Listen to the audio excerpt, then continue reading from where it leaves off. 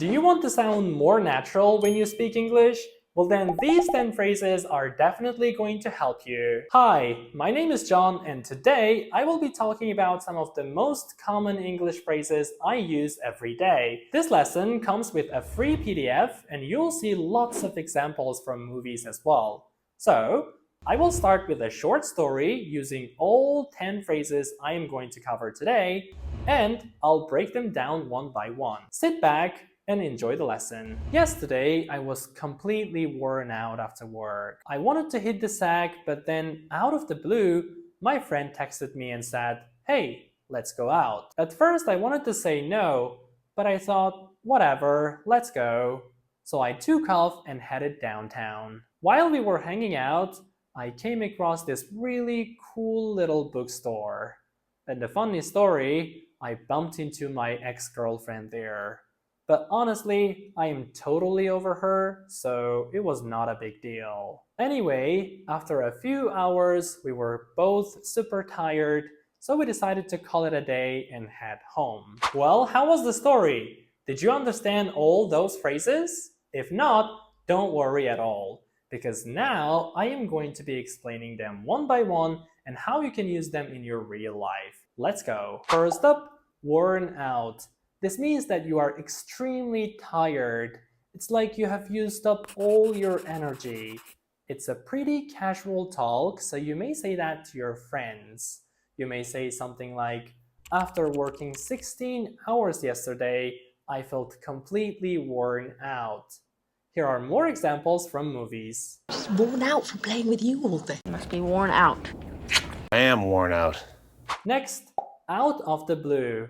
If you want to sound faster, out of the blue. Connected speech.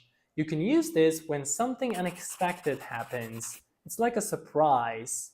Like, he showed up at my door out of the blue after 5 years. All of a sudden, out of the blue, you just wanted us to move. He showed up out of the blue. Now, take off. You know this one, right? If you have your glasses on, you take off your glasses. But this take off means to leave a place. You may say something like, "I have to take off now," or "I am about to take off for the weekend." Ross, I have to take off. I'm taking off to Berlin tomorrow and my roommate's having a party. Hit the sack is a fun one. It just means you're going to sleep. For example, I was worn out yesterday, so I just wanted to hit the sack earlier. You know, I think I'm gonna hit the sack. Well then, I think I'll hit the sack. To be over someone means that you're no longer interested in someone. You don't love them anymore. It's usually used after a breakup or conflict. So I can say I am finally over my ex. Feeling great.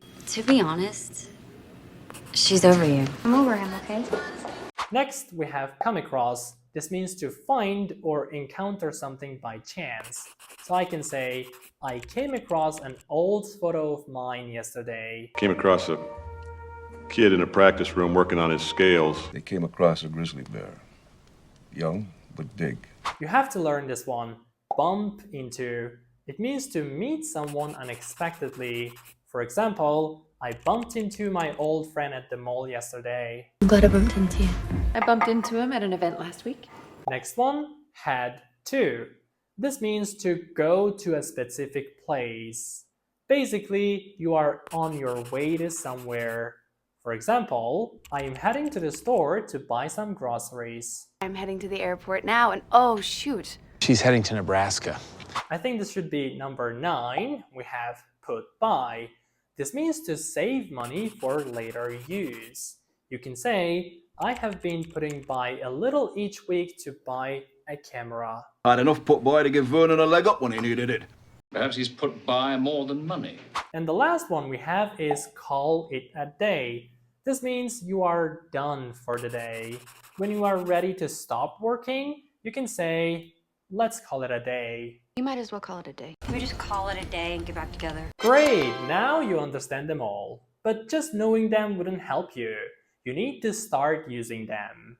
You can download the PDF in the link below and practice them for better learning. Or a better way would be to practice them here. You know what I mean? You can make examples or comment down your favorite one. I will help you check them. Don't forget to like this video. Thank you for watching.